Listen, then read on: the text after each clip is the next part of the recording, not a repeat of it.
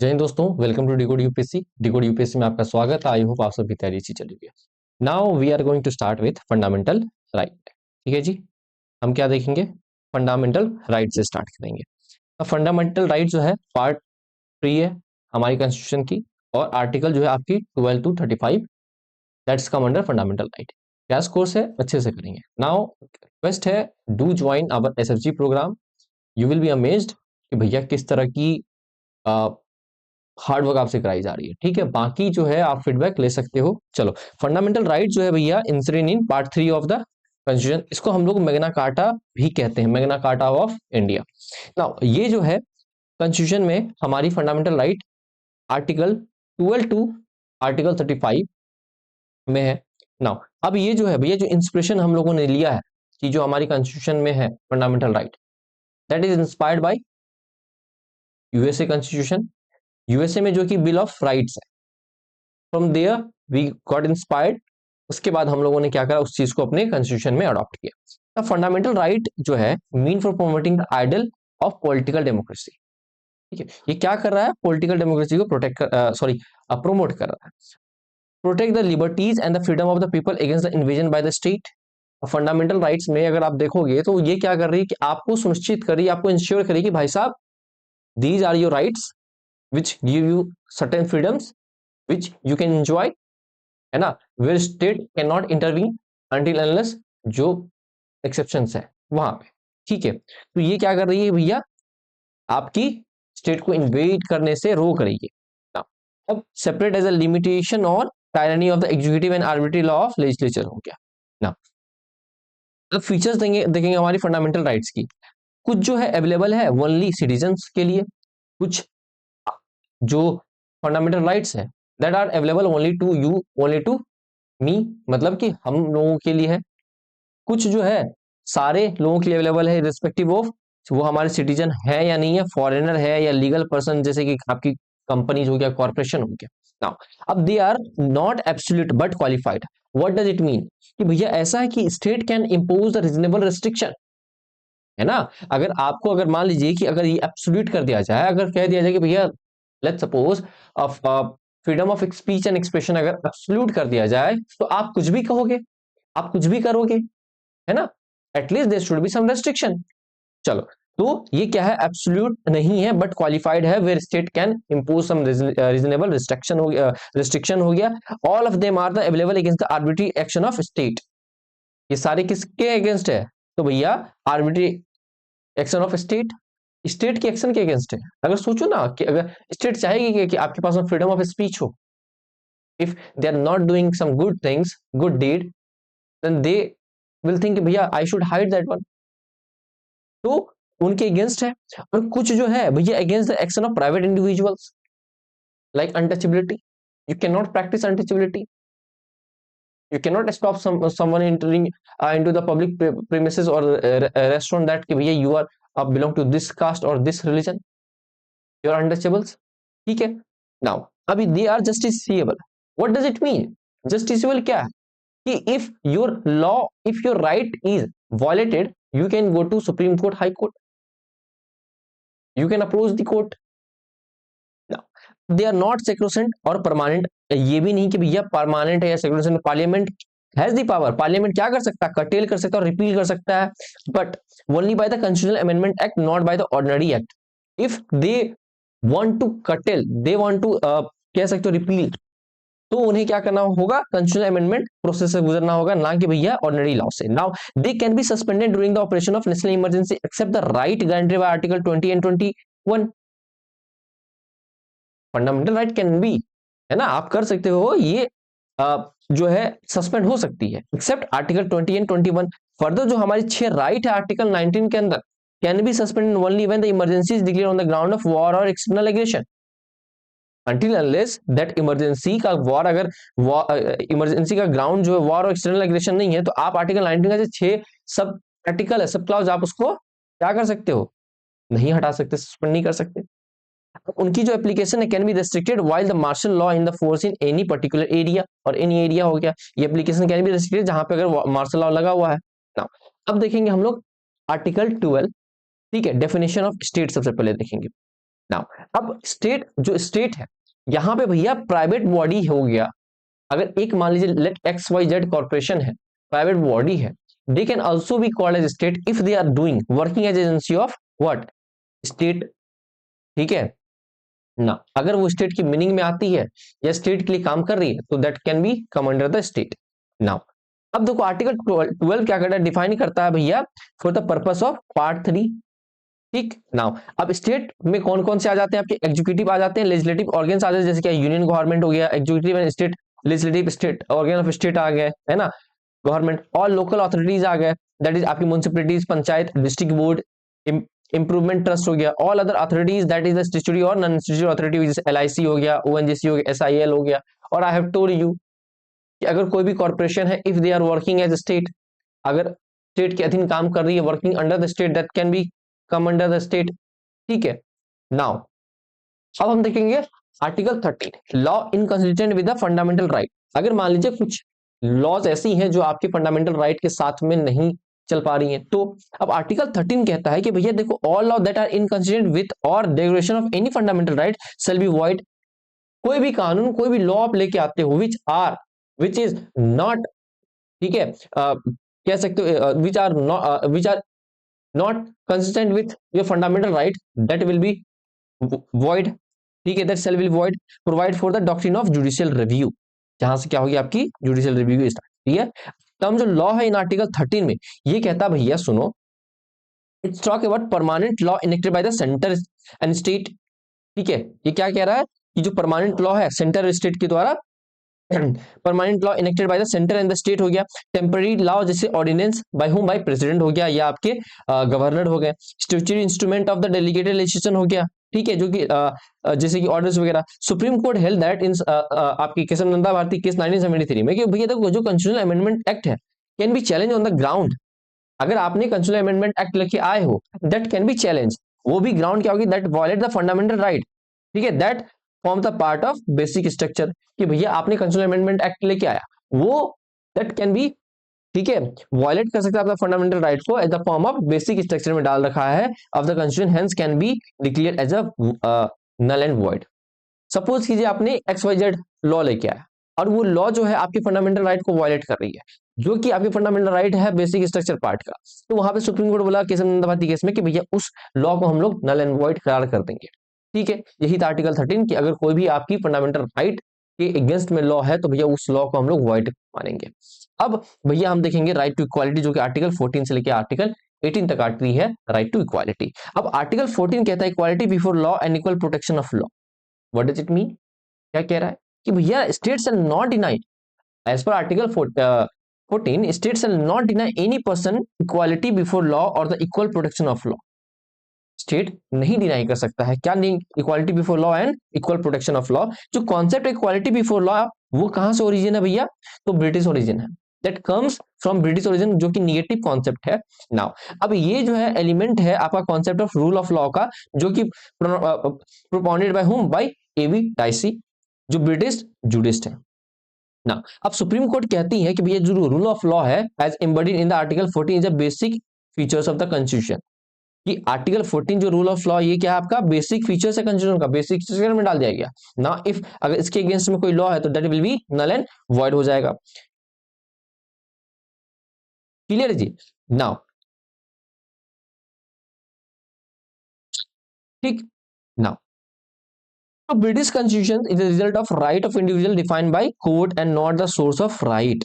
तो British constitution जो है किससे आया, तो भैया result of individual, right of individual, जो कि डिफाइन किया गया कोर्ट के द्वारा, ना ही सोर्स ऑफ राइट के द्वारा। हमारे इंडियन सिस्टम में the constitution is the source of individual right. ठीक है, तो हमारी जो कॉन्स्टिट्यूशन में जो है जो आपकी राइट मिल रही है, सॉरी मतलब इंडियन सिस्टम में कॉन्स्टिट्यूशन जो है ये सोर्स है किसका, इंडिविजुअल राइट का। तो हमारी जो इंडिविजुअल राइट है कहां से मिल रही है, हमारी संविधान से मिल रही है। नाउ अब इसमें क्या है कि absence of any privilege in the favor of any persons। Now ये जो हमने देखा इक्वालिटी बिफोर लॉ का, अब इसमें देखो पहला प्रोविजन ये है कि भैया absence of any privilege in favor of any persons। आप क्या कर सकते हो, किसी भी पर्सन के फेवर में आप एक को फेवर कर रहे हो और आप एक को क्या कर रहे हो, फेवर नहीं कर रहे हो। लेट्स सपोज कीजिए कि दो पर्सन ए एंड बी है, if they are committing the crime then you should treat them equally.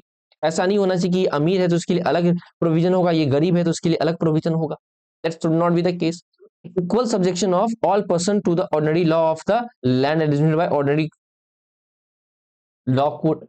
Same चीज कह रहा है कि भैया अगर कुछ भी है तो सेम, अगर इसके ऊपर लगा तो इसके ऊपर भी लगेगा, सेम लॉ से जो भी लॉ है। अगर कोई वॉलेशन है, अगर 500 रुपए आपके लिए अगर जुर्माना है तो that should also be also for me also, ठीक है, फॉर मी ऑल्सो, है ना। ना, no person is above the law. ऐसा नहीं है कि भैया कि अगर प्राइम मिनिस्टर है तो वो लॉ के ऊपर है, प्रेसिडेंट है तो लॉ के ऊपर है, आप हो तो लॉ के ऊपर है। नहीं जी, मैं हूं तो बराबर है, सब बराबर है, लॉ के सब नीचे है। No one is there above the law. ठीक ना। अब ये concept equal protection of law है, वो कहां से लिया गया भैया? अमेरिकन कॉन्स्टिट्यूशन से लिया गया, जो कि आपकी पॉजिटिव कॉन्सेप्ट है। ठीक है, अब यहाँ पे प्रोविजन क्या है? Equality of treatment under the equal circumstances. ठीक है, मतलब ये बात करता है equality of treatment under the equal circumstances का, जो कि both in the privilege conferred and the liability imposed bye the law. कि अगर इक्वल सर्कमस्टांसेस है, सेम जो मैंने आपको एग्जांपल यहाँ पे दिया, सेम वही बात कह रहा है कि भैया इक्वल इक्वल सर्कमस्टांसेस है। मान लीजिए कि इसने मर्डर किया, ए ने मर्डर किया, बी ने मर्डर किया, ठीक है, दोनों के लिए अगर सेम कंडीशन में मर्डर किया तो भैया सेम प्रोविजन होना चाहिए ना। आप ये मत देखो ना कि अमीर है गरीब है ना। अब similar application of the same law of all person हो गया। थर्ड है कि the like should be treated alike without any discrimination. बिना कोई डिस्क्रिमिनेशन के जो है आप सबको वैसे ही ट्रीट करोगे। नाउ एक्सेप्शन है इक्वालिटी का। तो ये जो rule of equality before the law is not absolute. क्या है अभी? एब्सोल्यूट नहीं है, लेकिन president, member of the parliament हो गया, member of the state legislature हो गया, फॉरेन डिप्लोमेट्स हो गया, ये सबको इम्यूनिटी मिलती है, प्रोटेक्शन मिलती है एंड स्पेशल प्रिविलेज मिलती है। ये एक्सेप्शन है। और आपको पता होगा कि क्यों मिलती है। अगर भैया हम अगर मान लीजिए ये चीज एप्लीकेबल हमारे अगर प्रेसिडेंट पे हो जाए, प्राइम मिनिस्टर पे हो जाए, how our country is going to function, that is different मुद्दा जो देखेंगे ना। आर्टिकल 15 कहता है provisions of discrimination on the ground of certain on the ground of certain चीजें हैं, जैसे कि state shall not discriminate against any citizen only on the citizen on the ground only on the religion, race, caste, sex, place of birth. कह रहा है कि भैया आप जो है इस बेसिस पे, रिलीजन के बेसिस पे, रेस के बेसिस पे, कास्ट के बेसिस पे, सेक्स के बेसिस पे और प्लेस ऑफ बर्थ के बेसिस पे आप किसी के साथ में डिस्क्रिमिनेट नहीं कर सकते हो। You can not discriminate between Ram and Rahim, you can not discriminate between Puja and Ram, right. चलो, वर्ड ओनली जो कन्वर्ट करता है कि भाई discrimination on the ground is not prohibited. अगर आप डिस्क्रिमिनेट कर रहे हो किसी को, लेट्स सपोज कीजिए आपने एक कंपनी खोला एबीसी और वहां पे आपको रिक्वायरमेंट है कि भैया एक पीएचडी होल्डर की, और राम जो है पीएचडी होल्डर है और रहीम जो है ये जस्ट ग्रेजुएशन किया हुआ है, तो आप ऐसा नहीं कि आपने प्रेफर किया राम को तो आप डिस्क्रिमिनेट कर रहे हो। नहीं जी, आपने डिस्क्रिमिनेशन किया वहां पे on the basis of qualification, not on the basis of religion. ठीक है, तो आर्टिकल 15 कहता है कि भैया you can state shall not discriminate on the basis of what? Religion, race, sex, caste और द प्लेस ऑफ बर्थ। जाति के आधार पे, धर्म के आधार पे, कास्ट, ठीक है, रेस के आधार पे और सेक्स के आधार पे या उसकी प्लेस ऑफ बर्थ के आधार पे आप डिस्क्रिमिनेट नहीं कर सकते हो। बट आप अदर प्रोविजन पे कर सकते हो। एग्जांपल जो मैंने आपको दिया राम और रहीम का। ठीक है, now note citizen shall be provided from using general public use हो गया, प्रॉपर्टीज मेंटेन और मेंटेन पार्सली और फुल्ली बाय स्टेट फंड हो गया, है ना। ऐसा नहीं कि अगर मान लीजिए कोई सपोज कीजिए कि पब्लिक पार्क है तो आप वहां पे जाके नहीं बैठ सकते हो on the basis of this, नहीं, you can use that one. Even this provision provide the discrimination both by state and the private individual. अगर मान लीजिए कोई रेस्टोरेंट है, आप वहां से जाने से वंचित नहीं हो सकते, no one can stop you from going there. ठीक है, दैट्स योर, कह सकते हो आपका हक है, आप जाओ। It doesn't mean if you don't have money you can go and you can drink, you can ask them for water, आप वॉशरूम यूज कर सकते हो, है ना। चलो, अब एक्सेप्शन है यहाँ पे, state is permitted to make any special provisions for women हो गया। अब स्टेट चाहे कि भैया वुमेन के लिए हमें कुछ स्पेसिफिक प्रोविजन लेके आना, वुमेन के लिए कुछ बढ़िया लेके आना, तो वहां पे डिस्क्रिमिनेशन कर सकती है। चिल्ड्रन के लिए, socially and educationally backward citizen के लिए इन एजुकेशन इंस्टीट्यूशन में, है ना, कोटा वाला system, 10% EWS, 27% OBC, SC ST के लिए। तो उस बेसिस पे ये पॉजिटिव, और एक होता पॉजिटिव और negative discrimination. There are two type of discrimination. Discrimination जो है दो तरह का, एक पॉजिटिव होता है, एक नेगेटिव डिस्क्रिमिनेशन होता है। पॉजिटिव डिस्क्रिमिनेशन में क्या होता है? स्टेट हेल्प कर रहा है जो कह सकते हो कि आप जो नीचे तबके के लोग हैं उनको ऊपर उठाने में, अलाइक को लाइक करने में, दोनों को बराबर लाने में। एक ये पॉजिटिव, देखो दो तरह का डिस्क्रिमिनेशन बताया मैंने, एक पॉजिटिव और एक निगेटिव। अगर मान लीजिए एक बंदा ऊपर है, ही हैव सफिशिएंट थिंग्स, ठीक है, बहुत अच्छी पोजीशन पे, और एक बंदा नीचे है, तो सरकार डिस्क्रिमिनेशन करेगी इसको ऊपर लाने के लिए, उसको हम लोग कहेंगे पॉजिटिव डिस्क्रिमिनेशन। एक महिला है, वुमेन है, अगर वुमेन की रिप्रेजेंटेशन जॉब में नहीं है, ठीक है, एजुकेशन में नहीं है, एजुकेशन में गवर्नमेंट कर सकती है कि भैया उनको रिजर्वेशन दे, तो आप ये नहीं कहोगे भैया आपने क्या करा, महिलाओं की तरफ ये रुझान आपका है, नहीं, वो पॉजिटिव रिजर्वेशन है, पॉजिटिव डिस्क्रिमिनेशन है, ताकि आप दोनों को, मर्द और महिला दोनों को, पुरुष और महिला को इक्वल पोजीशन पे लेके खड़ा करे, ठीक है ना। वहीं पे अगर निगेटिव डिस्क्रिमिनेशन ये होता है कि अगर मान लीजिए सेम रिलीजन के लोग हैं, सब कुछ सेम है, सब कुछ सेम है, आप रहीम को आप ज्यादा बढ़ावा दे रहे हो एज पर राम, तो गलत है, ये निगेटिव हो गया।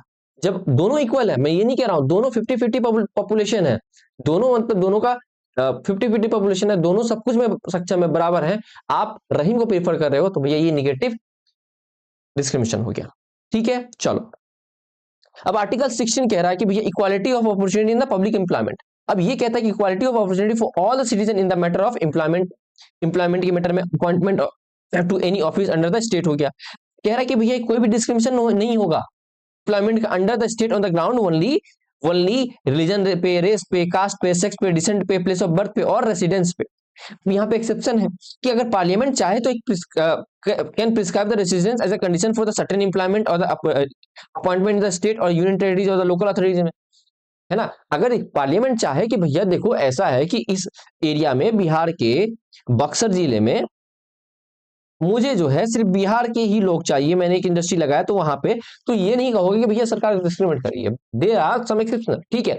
अब रिजर्वेशन ऑफ अपॉइंटमेंट और the post in the favour of any backward classes that is not adequately represented. अगर कोई भी क्लास ऐसी है कि जो रिप्रेजेंट नहीं हुई है, उसके लिए आप क्या कर सकते हो, रिजर्वेशन लेके आ सकते हो। 103rd अमेंडमेंट एक्ट 2019 जो है आया, in order to give effect to the provision जो कि सेंट्रल गवर्नमेंट इशू करती की है, in order issue an order की जहां पे प्रोवाइडिंग 10% रिजर्वेशन ऑफ ईडब्ल्यूएस को इन द सिविल पोस्ट और services of government of India.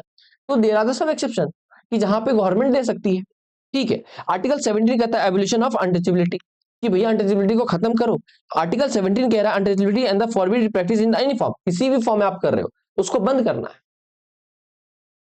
है। हिस्ट्री ऑफ दैट वन जो हम नहीं जाएंगे चीजों को देखने के, अब ये काम, अब यहाँ पे देखने वाली बात है, क्या भैया कॉन्स्टिट्यूशन में अनटचेबिलिटी वर्ड मेंशन है? नहीं जी, it is not mention in our constitution. Then how? अगर यूपीएससी पूछती है कि भैया अनटचेबिलिटी क्या मतलब डिफाइंड है हमारे, has not been defined either in constitution और इन एक्ट, कि भैया क्या हमारी जो है डिफाइन अनटचेबिलिटी जो है डिफाइन है कॉन्स्टिट्यूशन में? नहीं जी, डिफाइन नहीं है। सुप्रीम कोर्ट कहती है कि भैया right under the article 17 is available against the private individuals. अगर ऐसा नहीं कि गवर्नमेंट, अगर प्राइवेट इंडिविजुअल, मैं अगर किसी को अनटचेबिलिटी, अगर मैं एनी फॉर्म ऑफ अनटचेबिलिटी में अपना रहा हूं किसी के भी अगेंस्ट, तो आई एम द कल्प्रिट, ठीक है। देयर इज ए लॉ, तो गवर्नमेंट मेरे को पनिश कर सकती है। चलो, आर्टिकल 18 एबोलिशन ऑफ टाइटल हो गया। ये क्या करी, प्रोहिबिट कर दी स्टेट को फ्रॉम कन्फर्मिंग एनी टाइटल, कोई भी टाइटल देने से भैया, एक्सेप्ट द मिलिट्री और the academic distinction on anybody weather a citizen हो चाहे आप फॉरेनर हो। अब ये प्रोहिबिट करती है सिटीजन को कि भैया एक्सेप्ट, किस चीज से प्रोहिबिट करिए, कि from accepting any title from the foreign state. अगर यूएसए आपको टाइटल दे रहा है XYZ, तो आपको प्रोहिबिट कर रही है, ठीक है, आपको परमिशन लेनी पड़ेगी। A foreigner holding any office of profit or the trust under the state cannot accept any title from the foreign state without the consent of president। अगर मान लीजिए फॉरेनर है, कोई भी फॉरेनर यहाँ पे ऑफिस ऑफ प्रॉफिट या हमारे ट्रस्ट को, इंडिया के ट्रस्ट को होल्ड कर रहा है यहाँ पे है, तो they can not accept any title from foreign country without the prior permission of home, president. कोई भी सिटीजन हो चाहे फॉरेनर हो, कोई भी ऑफिस ऑफ प्रॉफिट होल्ड कर रहा है या ट्रस्ट होल्ड कर रहा है हमारी स्टेट के अंतर्गत, हमारी इंडिया के अंतर्गत, ठीक है, is to accept any present, ठीक है, इन्वॉल्वमेंट और द ऑफिस और under any foreign state without consent of president, तो आप अलाउ नहीं करोगे, you can not accept that one. कोई भी नो सिटीजन फॉरेनर होल्डिंग कोई भी ऑफिस होल्ड कर रहा है, ट्रस्ट का मेंबर है, कुछ भी है, तो भैया ये कोई भी गिफ्ट हो गया, कोई इन्वॉल्वमेंट हो गया, कोई ऑफिस हो गया, कोई भी चीज है, अगर फॉरेनर कंट्री से आपको मिल रहा है, तो आप बिना प्राइम प्रेसिडेंट के कंसेंट के आप नहीं एक्सेप्ट करोगे। Is this clear? Supreme court बोली अपहेल्ड की कि भैया जो कॉन्स्टिट्यूशनल वैलिडिटी है आपकी नेशनल अवार्ड का, जो भारत रत्न है, पद्म भूषण है, पद्मश्री हो गया और पद्म श्री भूषण है, ठीक है। और ऐसा भी है कि अगर आप मान लीजिए आपको भारत रत्न या कुछ मिला तो आप जो अपने नेम प्लेट पे आप पहले हाँ लिखवा के आप कर सकते हैं, लेकिन आप लिखवा के आप नहीं रख सकते हो। अगर मान लीजिए लिखवाते हो ठीक है, अगर आप उसको ज्यादा ही कर रहे हो, अगर कोई मान लीजिए कंप्लेन करता है देन इट विल बी, ऐसा होगा कि भैया आपसे सरकार कहेगी चलो भाई दे दो, बहुत हो गया तुम्हारा दिखाओ। चलो अब राइट टू फ्रीडम देखेंगे आर्टिकल 19 टू आर्टिकल 2022 तक, ठीक। अब आर्टिकल 19 गारंटी करता है टू ऑल सिटीजन 6 राइट। अब 6 के 6 राइट क्या है? Right to freedom of speech and expression, कि आपके पास में है, आप लिखने के फॉर्म में, बोलने के फॉर्म में, भाषण के फॉर्म में, वीडियो के माध्यम में आप जो है क्या कर सकते हो, आप खुद के स्पीच को आप खुद को एक्सप्रेस कर सकते हो। Right to assemble peacefully without any arms, आपके पास में अधिकार है कि आप क्या, राइट टू स्ट्राइक। अच्छा tell me, right to strike constitutional right है या लीगल राइट है? इतना तो मैंने हिंट दिया बताना, ठीक है। अब ये जो राइट है to assemble peacefully without arms, आप जाओ बैठो दो चार लोग के साथ में, आप पीसफुली कर सकते हो। हाँ अगर ट्रैफिक हैम्पर हो रही है तो सरकार आपको उठा सकती है, ट्रैफिक हैम्पर नहीं होनी चाहिए, पब्लिक प्रॉपर्टी नहीं तोड़नी चाहिए, ठीक है ना। अब right to form the association और यूनियन और कोऑपरेटिव सोसाइटीज, ये आपके पास में। Right to move freely throughout the territory of India, आप तो यहाँ पे दो चीज, आप throughout the territory of within the India और outside the India. Within the India article 19 में आ जाएगा और आउटसाइड द इंडिया आर्टिकल 21 में आ जाएगा, जो कि मिनवा मिल केस में, सॉरी मेनका गांधी केस में डाला गया था, मिनवा मिल केस में भी यार।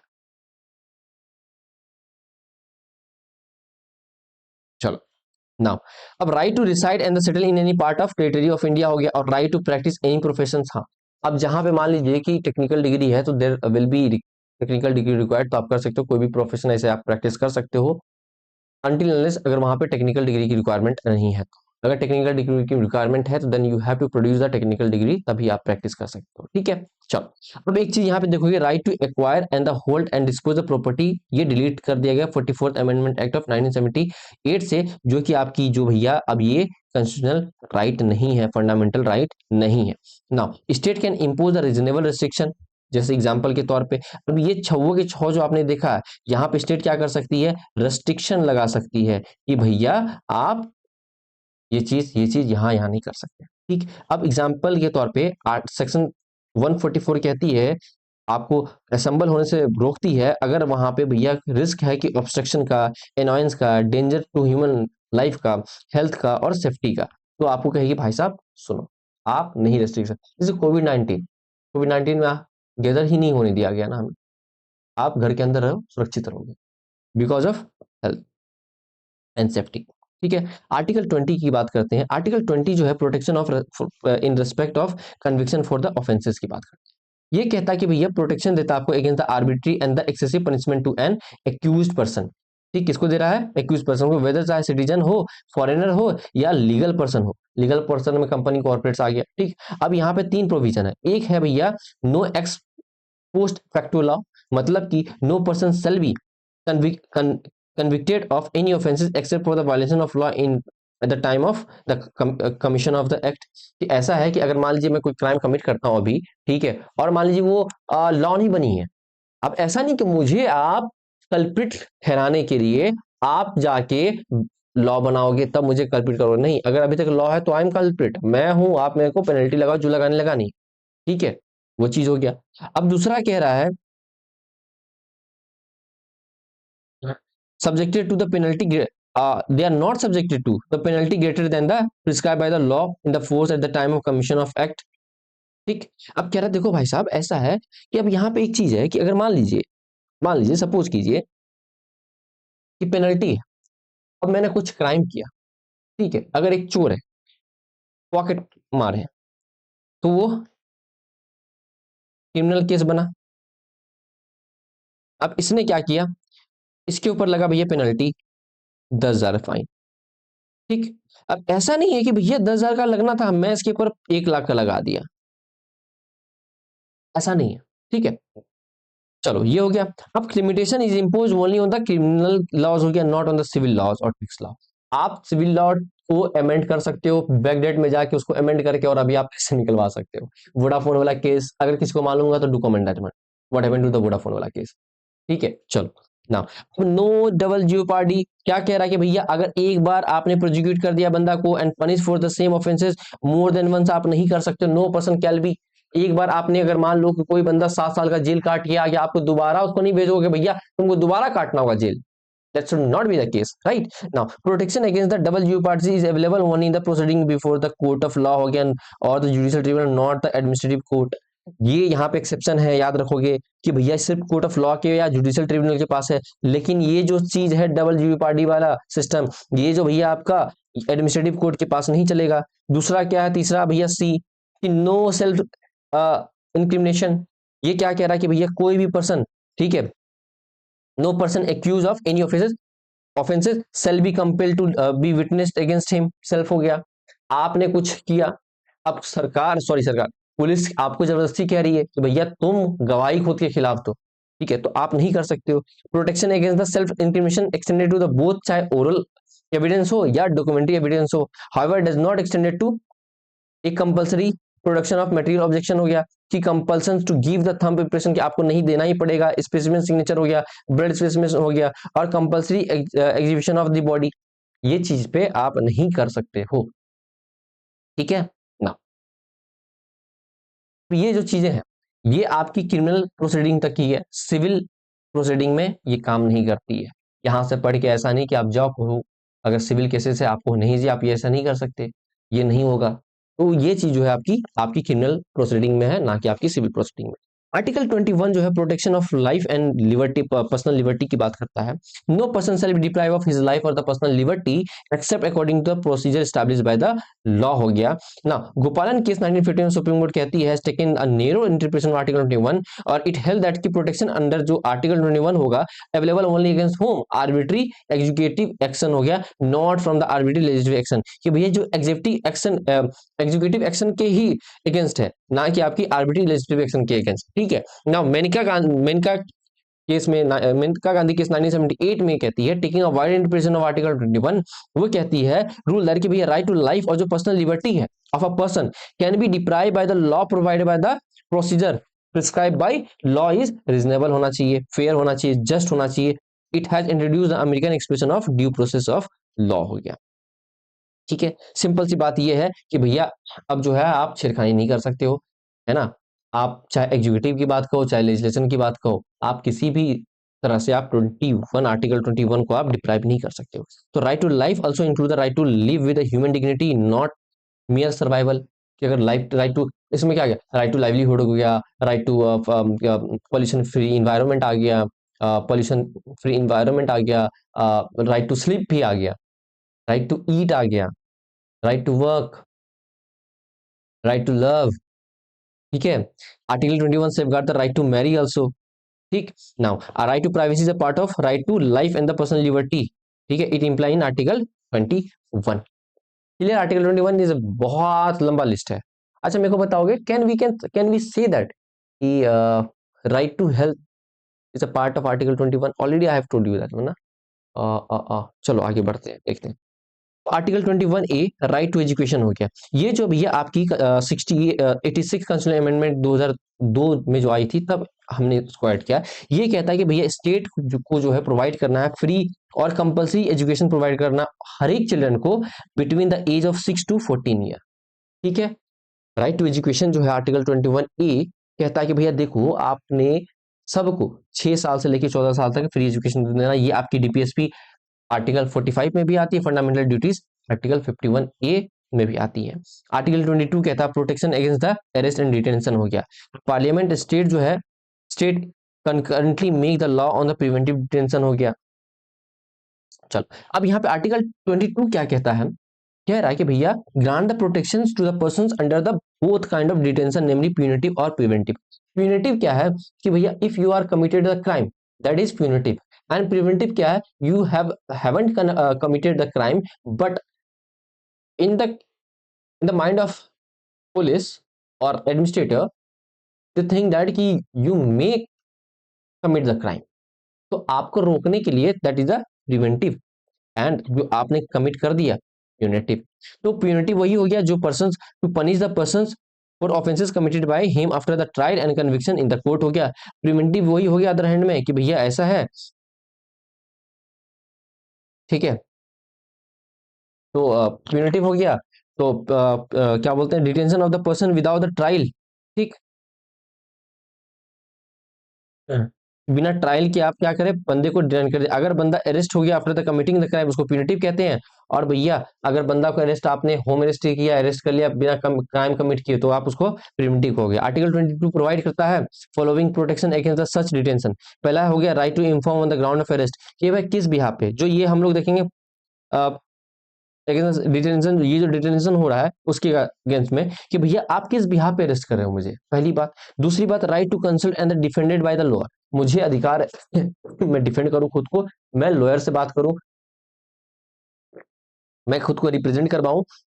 Right to be proceed produce before the magistrate within 24 hour of his arrest, अगर मैं अरेस्टेड हूं, अरेस्ट कर लिया गया मुझे, तो 24 घंटे के अंदर क्या है कि आपको मुझे प्रेसिडेंट के सामने प्रेजेंट करना पड़ेगा। और यहाँ पे एक चीज we can there is a exception, कि भैया जो आपकी जो टाइम है, जर्नी की जो टाइम है, जो आप लेके जाओगे प्रेसिडेंट तक, आप उसको काउंट नहीं करोगे। सॉरी, मतलब अ, मैं क्या बात, मजिस्ट्रेट की बात कर रहा था, प्रेसिडेंट की बात कर रहा हूँ, right. Sorry today I am not feeling well, है ना, है ना।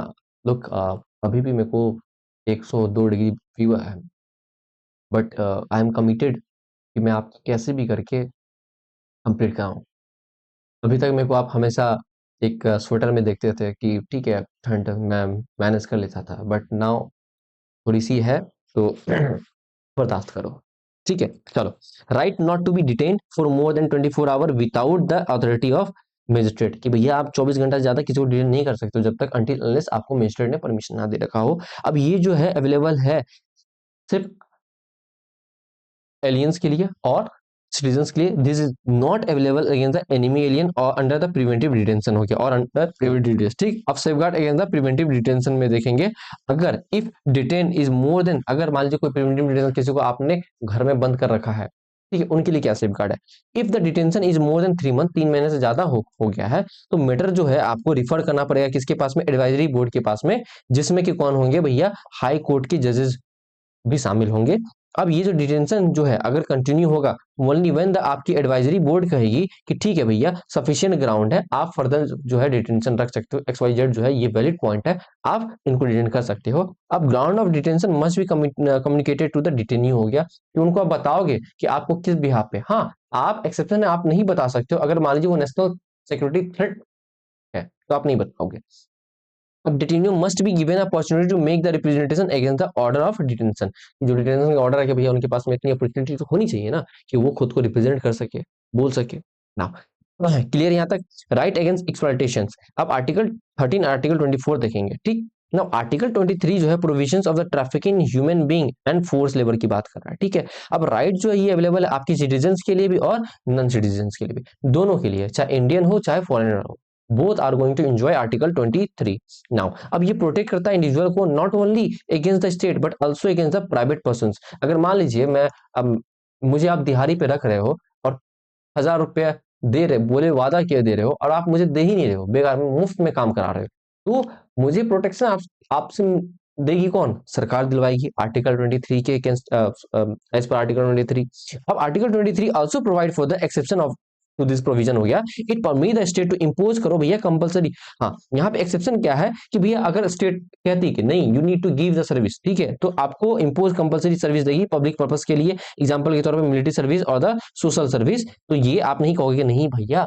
यहाँ तो बेकार हो रहा है, no you can not say that one ना।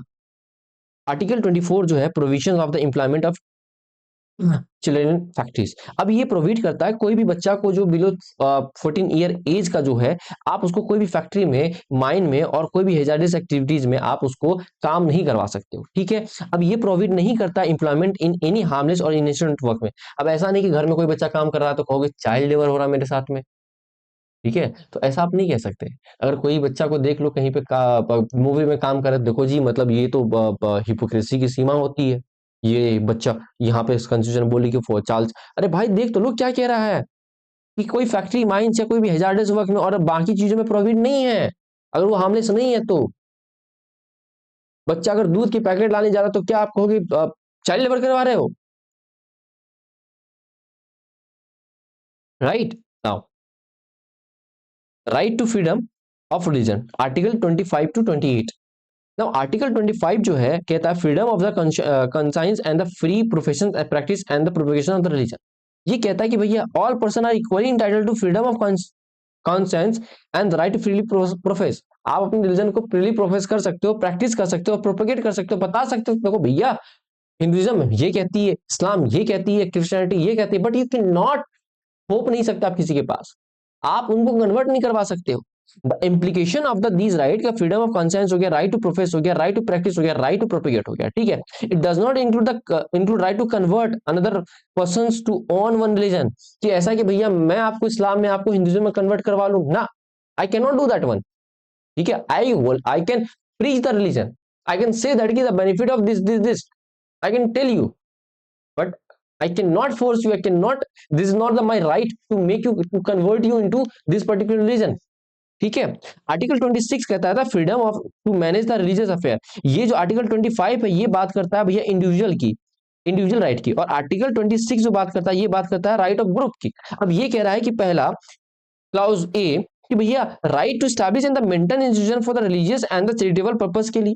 दूसरा क्लाउज कह रहा है right to manage it on affair in matter of religion, खुद की मैटर रिलीजन के मैटर में तो खुद ही मैनेज करेगा। राइट टू ओन और acquire movable and immovable property, अगर मूवेबल प्रॉपर्टी है लाइक कार वगैरह, वैन वगैरह, और इमूवेबल प्रॉपर्टी है बिल्डिंग्स, वो ओन कर सकते हैं, एक्वायर कर सकते हैं। Right to administer such property in accordance with law हो गया।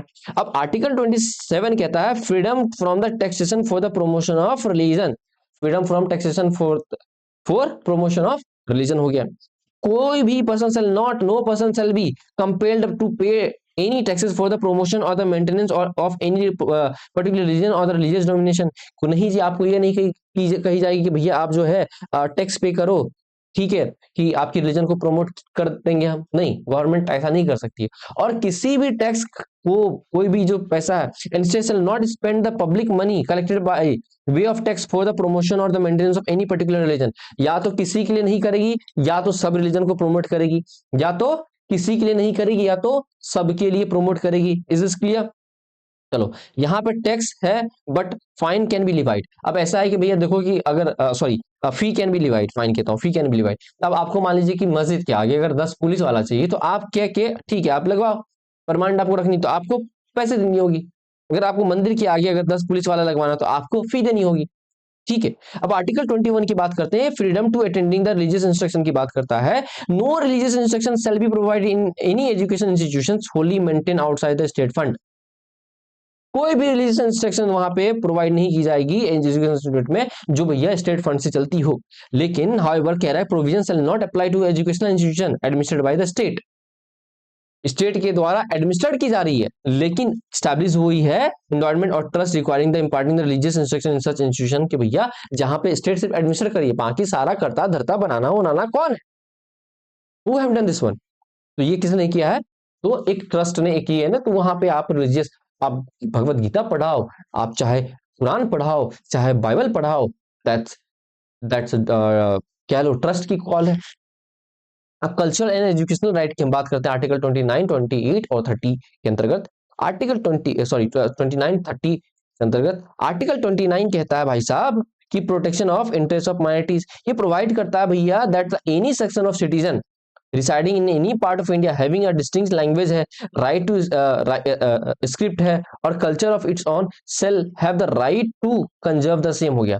अब याद रखो यहाँ पे right to every citizen include the right minority as well as the majority, दोनों की। अब मेजोरिटी में है हिंदुइज्म, अब हिंदू में कुछ तबके के लोग हैं जिनकी जो लैंग्वेजेस है वो बहुत ही मतलब विलुप्त होने वाली है, तो they have the right to, वो क्या कर सकते हैं, ठीक है, ये कर सकते हैं, अपनी लैंग्वेज को प्रोटेक्ट कर सकते हैं। No citizen shall be denied admission to any education institution maintain by the state हो गया, और रिसीविंग एड, या तो मेंटेन किया जा रहा है स्टेट के द्वारा, कोई भी मान लीजिए XYZ इंस्टीट्यूशन है, अब ये मेंटेन किया जा रहा है स्टेट के द्वारा, या इनको पैसे रिसीव हो रही स्टेट के द्वारा, ठीक है।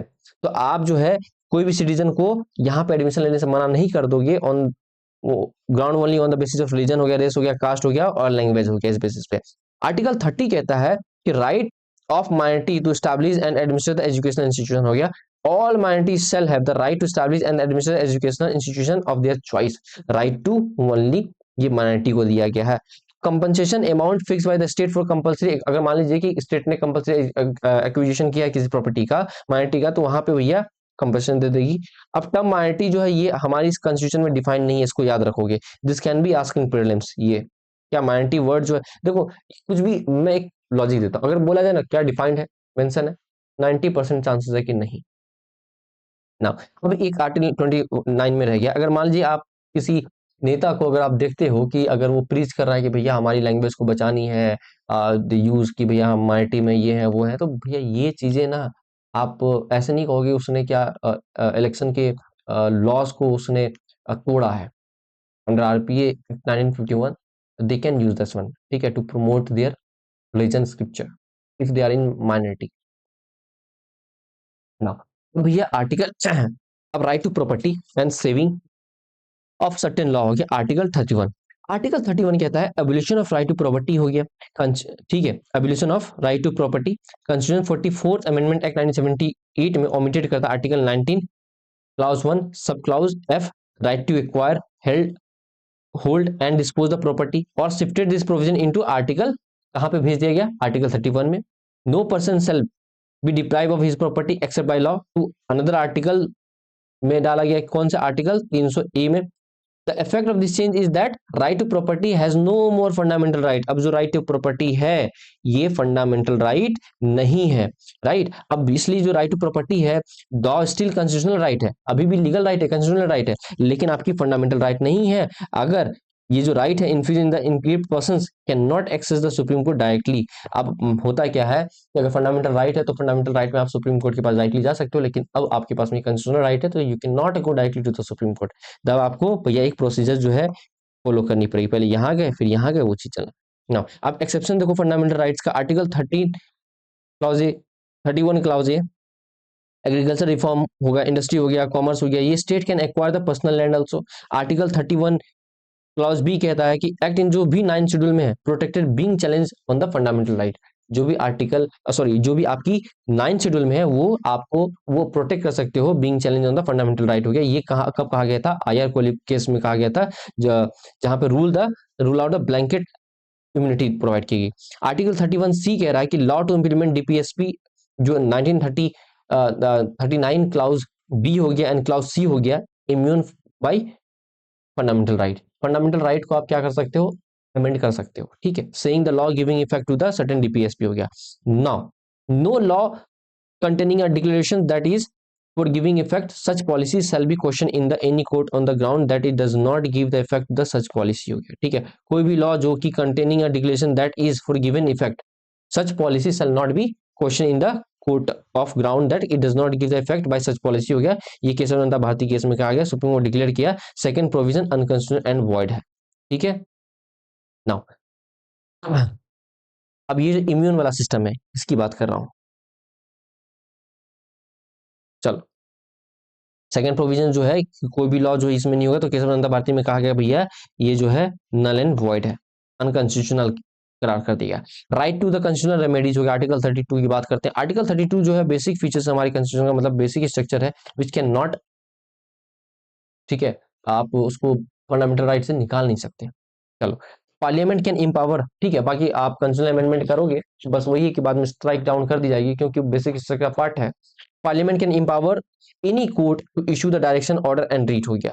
ऐसा नहीं है कि मतलब सिर्फ सुप्रीम कोर्ट ही या हाई कोर्ट ही मतलब आपकी constitutional remedies they have, no, parliament can ask the district court also कि भैया आप जो है ये कार्यभार संभालो ना। President can suspend the right to move any court for the fundamental right, वो भी नेशनल इमरजेंसी के समय में, आर्टिकल एज पर 359 हो गया। नाउ आर्टिकल 32 यूज हुआ only for what, enforcement of the fundamental right के लिए। अब रोल देखेंगे हम लोग सुप्रीम कोर्ट और हाई कोर्ट का इस संदर्भ में, ठीक है। अब सुप्रीम कोर्ट जो इशू करती है रीट फंडामेंटल राइट आर्टिकल 32 में एंड नॉट अदर राइट, ठीक है। सुप्रीम कोर्ट आपकी सिर्फ फंडामेंटल राइट के लिए रीट इशू करेगी, लेकिन वही हाई कोर्ट जो है आर्टिकल 226 के अंतर्गत फंडामेंटल राइट के लिए भी और as well as other right के लिए भी ये रीट इशू कर सकती है। अब यहाँ पे जो है सुप्रीम कोर्ट में अगर देखेंगे तो नैरो रीट जुरिडिक्शन होती है, ठीक है, नैरो, क्योंकि भैया आप सिर्फ फंडामेंटल राइट के लिए कर रहे हो। अब यहाँ हाई कोर्ट में जो है होती है जुरिडिक्शन जो होती है वाइडर होती है, क्योंकि ये फंडामेंटल राइट के अलावा भी अदर रीट इशू कर सकते हैं। Supreme court can issue with writ against the body throughout the country, हो गया टेरिटोरियल जुरिडिक्शन वाइडर होता है इसका, कि मतलब कि कहीं भी हो supreme court India within the territory of India supreme Court जो है रीट इशू कर सकती है। लेकिन ये जो होती है भैया confer to the state territory, jurisdiction जो है इनका नेरो होता है, ये एक पर्टिकुलर स्टेट तक के लिए होते हैं। अब आर्टिकल 32 इटसेल्फ फंडामेंटल राइट है, hence supreme court can not refuse to exercise the writ jurisdiction. अब ऐसा नहीं कि सुप्रीम कोर्ट कहेगी भैया नहीं, I can not tackle that one, ठीक है। आर्टिकल 226 जो है is a discretionary for high court, हो गया, hence they may refuse. Now यहाँ पे एक चीज है कि हाई कोर्ट कैन रिफ्यूज कि नहीं, I am not going to tackle the article 32, ठीक है, आपके रीट को मैं नहीं कंसिडर करूंगा, लेकिन supreme court can not refuse, ठीक ना। अब रीट टाइप एंड स्कोप देखते हैं। सबसे देखो हमारे पास में 5 है, हेबियस कॉर्पस है, मेंडेमस है, प्रोहिबिशंस है, सर्चियोरी है, क्यू वारंटो है। अब हेबियस कॉर्पस में क्या होता है, इसका मतलब होता है कि भैया to have the body of, मतलब कि ऑर्डर करेंगे, order issued by home, by the court to a person who has detain another person, ठीक, कि भैया अगर आपने लेट ए ने क्या किया, बी को डिटेन किया है, तो कोर्ट ऑर्डर देगी ए को, भाई ऐसा है कि इस बंदे को जो है तुम प्रोड्यूस करो कोर्ट के सामने, ठीक है। अब ये किसके अगेंस्ट इशू हो सकती है, against both public authority as well as the private authorities. अगर मान लीजिए किसी ने मेरा किडनैप करके, आप में से किसी ने किडनैप करके मेरा रख लिया, तो सुप्रीम कोर्ट के पास अगर किसी ने पीआईएल फाइल किया, किसी ने रीट लेके गया, हाबियस कॉर्पस किसी ने दाखिल किया, तो भाई साहब आपको सुप्रीम कोर्ट नोटिस भेजेगी कि देखो भैया ऐसा है कि आपके पास में बंदा, आप जो है इस बंदे को मेरे सामने प्रोड्यूस करो, ठीक है। अब ये किसके अगेंस्ट नहीं हो सकता इशू, अगर लॉफुल डिटेंशन है, अगर वो डिटेंशन ही है, चाहे प्रिवेंटिव है या पुनिटिव है, अगर लॉफुल है तो भैया दैट कैन नॉट बी कटेड। उसके बाद कंटेम्प्ट ऑफ कोर्ट के हिसाब से तो भी नहीं हो सकता भैया। नाउ उसके बाद मेंडेमस, मेंडेमस का मतलब होता है कि वी कमांड।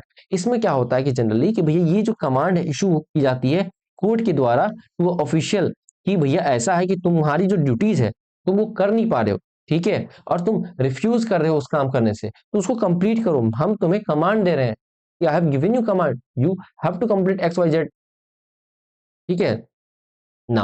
अब ये किसके, कोई भी बॉडी, पब्लिक बॉडी हो गया, चाहे कॉर्पोरेशन हो गया, ठीक है, एंड इंफीरियर कोर्ट हो गया, छोटा वाला कोर्ट हो गया, या ट्रिब्यूनल या गवर्नमेंट या प्राइवेट बॉडीज हो गया, प्रेसिडेंट हो, सॉरी सॉरी सॉरी सॉरी, ठीक है, गवर्नमेंट हो गया, ठीक ना। अभी किसके अगेंस्ट नहीं आएगी, तो भैया ये आपकी प्राइवेट बॉडीज के अगेंस्ट नहीं आएगी, आपकी प्रेसिडेंट के अगेंस्ट नहीं आएगी, और आपकी चीफ जस्टिस ऑफ इंडिया के अगेंस्ट नहीं आएगी। आप नहीं कहोगे भैया we command, no, you can not say that कि वी कमांड, वहां पे मेंडेमस आपका नहीं चलेगा, here mandamus is not going to work. अब हम देखेंगे भाई साहब प्रोहिबिशंस, इसका मतलब क्या है, टू फॉरबिड। अभी ये जो हायर कोर्ट होती है लोअर कोर्ट को या ट्रिब्यूनल को इशू करती है, प्रिवेंट करती है कि भैया तुम अपनी जुडिक्शन से क्यों बढ़ रहे हो, अपनी औकात के बाहर क्यों जा रहे हो, अपनी दायरे को क्यों क्रॉस कर रहे हो, राइट ना। ये प्रोहिबिट करती है डायरेक्ट इन जुडिक्शन, जुडिक्शन प्रोहिबिशंस डायरेक्ट इनएक्टिविटी हो गया, जो कि प्रिवेंटिव होती है, कि आप उसको रोक रहे हो, वो कदम उठा नहीं जाता, भाई साहब रुक जाओ ना, क्यों जा रहे हो ना। अब ये किसके अगेंस्ट आप लेके आ सकते हो, ये issue only against the judicial and the quasi judicial authority, सिर्फ आप ये जुडिशियल और क्वाजी जुडिशियल अथॉरिटी। अच्छा जुडिशियल और क्वाजी जुडिशियल अथॉरिटी में क्या फर्क होता है, ये मेरे को कमेंट करना, अगर नहीं तो मैं कल बता दूंगा ना। अब ये किसके अगेंस्ट नहीं हो सकता, कोई भी अगर मान लीजिए एडमिनिस्ट्रेटिव अथॉरिटी है उसके अगेंस्ट आप नहीं लेके आ सकते हो, अगर लेजिस्लेटिव बॉडी है उसके अगेंस्ट लेके नहीं आ सकते हो, प्राइवेट इंडिविजुअल है तो उसके अगेंस्ट लेके नहीं आ सकते हो। Now we will move to certiorari. अब इसका मतलब होता है टू बी सर्टिफाइड और टू बी इन्फॉर्म, है ना, टू बी सर्टिफाइड या टू बी इन्फॉर्म। अब ये जो होता है हायर कोर्ट जो है लोअर कोर्ट या ट्रिब्यूनल कोर्ट ट्रांसफर करती है केस पेंडिंग को। सर्चियोरी जो होती है बोथ प्रिवेंटिव और क्यूरेटिव होती है। अब ये जो किसके अगेंस्ट आप लेके आ सकते हो, तो भैया जुडिशियल और काजी जुडिशियल और एडमिनिस्ट्रेटिव बॉडी के भी लेके अंदर सुप्रीम कोर्ट ने बोला कि एडमिनिस्ट्रेटिव बॉडीज को भी अब कंसिडर हम करेंगे। अब किसके अगेंस्ट आप नहीं लेके आ सकते हो, तो लेजिस्लेटिव बॉडी और private individual bodies, private individual और बॉडीज के अगेंस्ट लेके नहीं आ सकते हो, ठीक है। Now we will see fifth one, quo warranto. इसका मतलब होता है बाय व्हाट अथॉरिटी और वारंट। सोने हो गया ना कि वारंट ले आओ, क्यू वारंटो, ठीक है, बाय व्हाट अथॉरिटी और वारंट। ये इशू किया जाता है कोर्ट के द्वारा to inquire into the legality और the claim of the person to the public office. अगर मान लीजिए कि राम ने या रहीम ने पब्लिक ऑफिस पे जाके कब्जा कर लिया, तो भैया मैंने कंप्लेन किया, तो भाई सुप्रीम कोर्ट क्या करेगी, क्यू वारंटो लेके आएगी, कहेगी भेजेगी और कहेगी भैया किस बिहार पे आपने उसको कब्जा करके रखा है, उस ऑफिस को आपने किस बिहार पे होल्ड करके रखा है। अब मतलब कब्जा ही की बात नहीं है, वो तो छोड़ो, अगर मान लीजिए कि कोई बंदा था एमएलए ही है, वो सीट नहीं छोड़ रहा है, अगर अगर कोई ऑफिसर ही है वो सीट नहीं छोड़ रहा, तो यहाँ पे क्यू वारंटो काम आ जाएगी, ठीक है। अब ये only case of the substantial public office of the permanent character created by the statute और बाय द कॉन्स्टिट्यूशन हो गया, जो कि आपकी परमानेंट ये चीज होगी। मैंने जो एग्जांपल ये समझो वेग ही है, एक तरह से मैंने समझाने की कोशिश किया कि अगर कोई बंदा लेके बैठा हुआ परमानेंट बॉडी है ना, परमानेंट पोजीशन है उस पे, अब ये किसके अगेंस्ट इशू नहीं हो सकता है, तो भैया it can not be issue against the case of ministerial office और द प्राइवेट ऑफिस। नाउ अब हम देखेंगे arm force and the fundamental right. Article 33 कहता है कि देखो भैया पार्लियामेंट कैन रेस्ट्रिक्ट और abrogate the fundamental right in application to the, अगर कोई भी मेंबर आर्म फोर्स में है उसके ऊपर फंडामेंटल राइट नहीं लग रहा है, आप ये नहीं कहोगे भैया आप मुझे ना राइट टू लाइफ है, नहीं, तोड़ तोड़ के ना आपको सूद दिया जाएगा वहां पे, इतनी ट्रेनिंग हार्स करवाई जाएगी आपकी। पार्लियामेंट्री फोर्स के द्वारा पुलिस फोर्स और इंटेलिजेंस एजेंसीज में ये force charge with the maintenance of public order हो गया, ठीक है। Parliamentary law enacted under article 33 can also exclude the court martials को एक्सक्लूड कर सकता है, ठीक। Now from the writ jurisdiction of supreme court high court so for the instrument of the fundamental right are concern हो गया। Article 34 कहता है कि भैया जहां भी अगर मार्शल लॉ वहां पे लगा तो फंडामेंटल राइट जो होगा रेस्ट्रिक्टेड होगा, और सुप्रीम कोर्ट जो है held the declaration that martial law does not इस्पो facto by the fact result in the suspension of the writ of habeas corpus हो गया। आर्टिकल 35 कहता है कि आर्टिकल 35 कह रहा है laid out the power to make the law to give effect to the certain specified fundamental right shall vest only under the parliament not in the state legislature, ठीक है।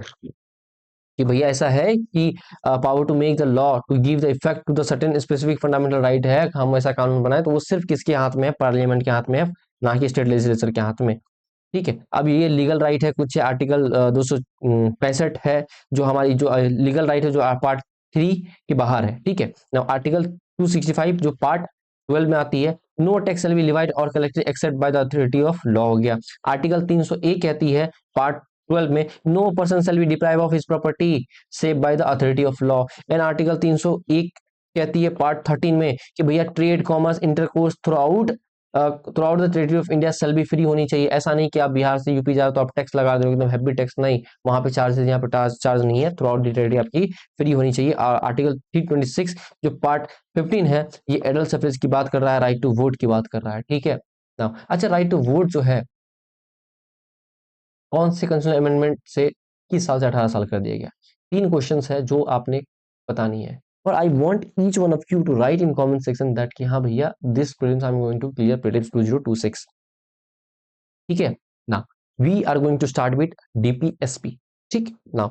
अब समझो बात को नाउ, चलो डीपीएसपी। डीपीएसपी भैया जो है मैं ज्यादा इसको डिटेल में कुछ नहीं पढ़ाऊंगा, डीपीएसपी बस देख लो और बाकी जो आर्टिकल आप एक बार पढ़ लेना किताब से। मैं जो ये अब ये जो इन्यूमरेटिव हुआ article 6 of the constitution from article sorry तबियत ठीक नहीं हुई, चलो ये जो भैया आपकी जो डीपीएसपी जो पार्ट 4 ऑफ द कॉन्स्टिट्यूशन और जाके आर्टिकल 36 लेके 51 तक है, ये जो इन्वेंट हुआ पार्ट 6 में, सॉरी पार्ट 4 में ऑफ कॉन्स्टिट्यूशन, जो कि आपकी 36 लेके 51 है। ये आइडिया जो हम लोगों ने कहां से लिया, इरिस कॉन्स्टिट्यूशन से लिया 1937 में, जो कि इरिस कॉन्स्टिट्यूशन कॉपीड किया था किससे, स्पेनिश कॉन्स्टिट्यूशन से। इंडिया ने लिया इरिस कॉन्स्टिट्यूशन से आइडिया और इरिस ने स्पेनिश कॉन्स्टिट्यूशन से, ठीक है ना। जो फ्रेज है भैया DPS directive principle of state policy, जो डिनोट करता है कि भैया ideal that denote the ideal that the state should keep in the mind while formatting the policy enacting the law हो गया, कि भैया जब स्टेट लॉ बनाए तो इन चीजों को अपने दिमाग में जहन में रख के चले, ठीक है now.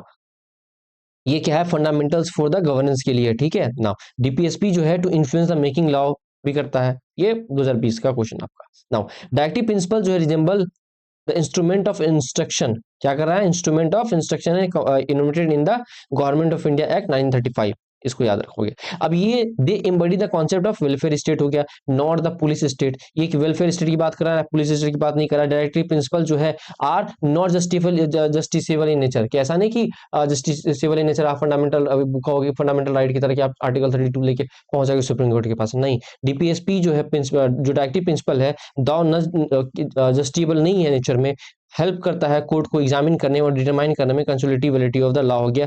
DPSP does not constitute the limitation upon legislative और एग्जीक्यूटिव हो गया। Functional how it guideline the state हो गया, और कभी कभी पॉलिटिकल पार्टी को भी गाइडलाइन करता है, which those who don't have their own manifesto they can use this one as a manifesto या पार्टी मैनिफेस्टो, ठीक है। आर्टिकल 36 जो है डिफाइन करता है स्टेट को, सेम जो हमने आर्टिकल 12 में देखा था। आर्टिकल 37 जो it shall be the duty of the state to include the DPSP in their policies, कि भैया ड्यूटी है, ऐसा नहीं कि हम लोग फोर्स कर रहे हैं। आर्टिकल 37 कह रहा है कि भैया ड्यूटी है स्टेट की कि वो इनकलकेट करे, ठीक है। चलो अब देखो, अगर कॉन्स्टिट्यूशन ने डीपीएसपी को कोई भी पार्ट में डिफरेंशिएट नहीं किया, बट वी डिफरेंशिएट हम अपने सहूलियत के हिसाब से, we differentiate in socialist, Gandhian and the liberal DPSP हो गया। आर्टिकल 38 जो है प्रोविजन क्लाउज 1, मैं पूरा कंप्लीट डीपीएसपी मैं आपको इसेंस बता रहा हूँ, ठीक है। इसेंस समझो, ये क्या करता है, क्रिएट करता है सोशल ऑर्डर को for the promotion of welfare state of welfare of people हो गया। State to minimise the inequalities in income हो गया, to eliminate the inequality in state हो गया, and the facilities the opportunity, ये 44th अमेंडमेंट एक्ट में add किया गया था, ठीक है। नाउ आर्टिकल 39 क्लाउज 1 कहता है लाइवलीहुड फॉर ऑल होगा, इक्विटेबल डिस्ट्रीब्यूशन होगा रिसोर्सेज का, फिर कॉमन गुड के लिए।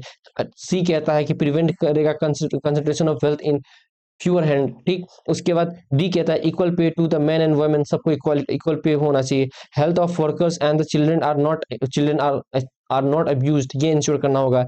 Healthy development of the children होगा, ये 42nd अमेंडमेंट एक्ट में ऐड किया गया।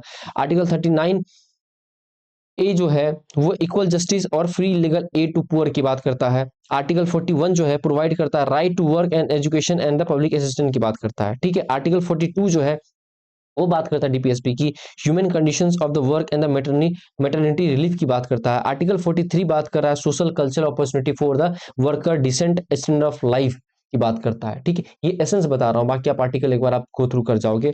आर्टिकल 43 ये कहता है participation of the worker in the industry management, कि भैया पार्टिसिपेशन जो होना चाहिए, मतलब इंडस्ट्री मैनेजमेंट में वर्कर को अलाउ होना चाहिए। आर्टिकल 47 न्यूट्रिशन और पब्लिक हेल्थ की बात करता है, ठीक है। अब हम गांधीयन प्रिंसिपल पे देखेंगे तो आर्टिकल 40 विलेज पंचायत की बात करता है कि भैया विलेज पंचायत बनाओ, जो कि हो चुका है, ठीक है। आप उनको अथॉरिटी दो, एम्पावर करो। कॉटेज इंडस्ट्री की प्रमोशन ऑफ कॉटेज इंडस्ट्री की बात करता है। 43 बी के बात करता है कोऑपरेटिव सोसाइटीज की बात करता है, जो कि 1970 अमेंडमेंट एक्ट ऑफ 2011 में ऐड किया गया। आर्टिकल 46 जो एससी एसटी की प्रमोशन की बात करता है, उनके वेलफेयर की बात करता है। आर्टिकल 47 जो बात करता है provision of legals and intoxicant drugs की बात करता है, ठीक है। आर्टिकल 48 जो बात करता है provide the slaughter of cows and the drought cattle की बात करता है, ठीक। नाउ क्लियर है, चलो अब आर्टिकल सॉरी अब लिबरल देखेंगे। अब लिबरल जो है आपकी यूनिफॉर्म सिविल कोड की बात करता है, इसको तो डिटेल में पढ़ लोगे। अब प्रोविजन फॉर यूसीसी की बात कर रहा है, ठीक है, कि secure for all the citizen of India, क्या यूनिफॉर्म सिविल कोड की बात कर रहा है। आर्टिकल 45 बात कर रहा है provision for the free and the compulsory education for children till the age of 14 year, जो कि 86 अमेंडमेंट एक्ट में इसको हम लोग फंडामेंटल राइट बनाया कि भैया 6 से लेकर 14 साल तक के बच्चों को कंपलसरी देना। ना organisation of the article 48 organisation of the agriculture and animal husbandry की बात कर रहा है। Article 48 A safeguard the forest wildlife की बात कर रहा है। Article 49 preserve the monument historical interest की बात कर रहा है। आर्टिकल 50 बात कर रहा है सेपरेट करो भैया जुडिशरी को एग्जीक्यूटिव से, ऑलरेडी आपकी प्रीलिम्स 2020 में क्वेश्चन आ चुकी है, ठीक है। नाउ आर्टिकल 51 बात कर रहा है भैया promote international peace and security की बात कर रहा है, ठीक। चलो ना, अब जो हमारी आउटसाइड डीपीएसपी है, एसटी एसटी सर्विस की बात कर आर्टिकल 335 जो पार्ट 16 में आ गया। Instruction in the mother tongues में जो होगी वो आर्टिकल 350 पार्ट 17 बात करता है। डेवलपमेंट ऑफ हिंदी की बात कौन करता है, आर्टिकल 351 जो कि आपकी पार्ट 17 में आती है, ठीक है। नाउ अगर मान लीजिए फंडामेंटल राइट और डीपीएसपी में कॉन्फ्लिक्ट हुआ तो चंपारण चंपाकम केस 1951 में बोला गया सुप्रीम कोर्ट ने वही फंडामेंटल राइट जो भैया डीपीएसपी से बढ़ी है, फंडामेंटल राइट जो है अमेंड की जा सकती है। गोलकनाथ केस 1967 में कहा कि भैया फंडामेंटल राइट को जो आप डीपीएसपी के लिए अमेंड नहीं कर सकते हो। 25th कॉन्स्टिट्यूशन अमेंडमेंट एक्ट जो है इंसर्ट किया गया आर्टिकल 31 सी, जो पहला बोलता है implementation of the DPSP 39 clause B और सी की बात कर रहा है। Fundamental right can be amended, और दूसरा कहता है can not be challenge the court of law. भारतीय केस में इसी को अपोजिट करके कहता है भैया that can be, second provision को जो है इसको कैंसिल कर देगा, बोला भाई that can be challenge the court of law. 42nd constitution amendment act हुआ, जहां पे बोला गया डीपीएसपी जो है फंडामेंटल राइट से कुछ डीपीएसपी जो है फंडामेंटल राइट से बड़ी है, तो हम अमेंड कर सकते हैं। मिनिमम मिल केस में जो 1980 में बोला गया फंडामेंटल राइट सुपीरियर है डीपीएसपी के लिए, लेकिन डीपीएसपी का जो है मतलब आपका 39 सब क्लॉज बी और 39 जो सी है, आप वो जो है आपकी फंडामेंटल राइट 14 और 19 से बड़ी है। Fundamental right are supreme over DPSP हो गया, लेकिन पार्लियामेंट जो है अमेंड कर सकती है फंडामेंटल राइट को फॉर डीपीएसपी। ठीक है, fundamental right can B amendment for the DPSP, वो जो है बेसिक स्ट्रक्चर वायलेट नहीं करनी चाहिए बस आपकी ना। फंडामेंटल ड्यूटी जो है पार्ट 6, इसको भी हम लोग ऊपर ऊपर से देखेंगे नाउ।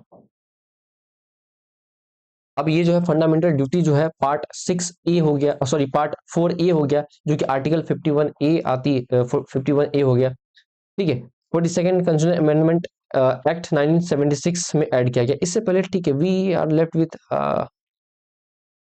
ठीक है ना, सब हो गया।